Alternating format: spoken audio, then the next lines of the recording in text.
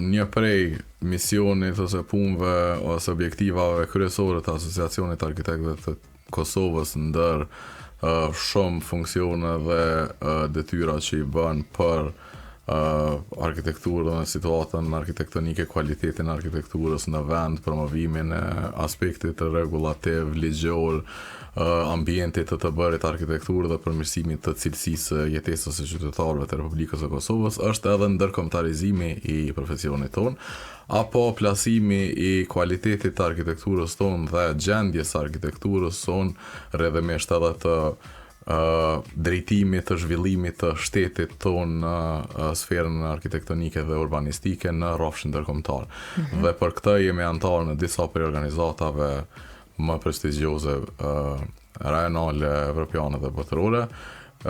Besoj tashmë e din edhe opinioni edhe jo që jemi antar prej vitit 2023 në Këshillin e Arkitektëve të Evropës, Architects Council of Europe, që është organizata ombrell që përfshin krejt shtetet evropiane dhe përfaqësohet secili shtet aty në aspektin e arkitekturës. Është sikur Këshilli i Evropës për politikë veç për arkitekturë. Dhe po ashtu asociacioni ynë është antar në Unionin Internacional të Arkitektëve ose International Architects Union, që është organizata më e madhe botërore që i përmbledh në vete krejt shtetet e botës. Janë 142 shtete antare aty, në mesin e të cilave edhe Kosova. Këtë vit është për herë të parë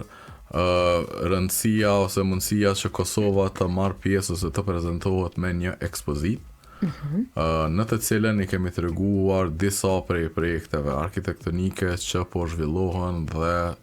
ose janë në realizim ose do të realizohen së shpejti në vendin tonë. Përzgjedhja ka qenë me projekte shtetërore, të cilat janë duke i zbatuar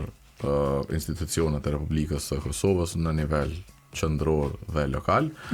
përmes të cilave kemi prezantuar përfshirjen e shtetit, rëndësinë që shteti jonë ja kushton në arkitekturës dhe zhvillimit urban, rëndësinë që shteti jonë e ka ndaj qytetarit të saj duke i bërë qytetet tona sa më të jetueshme për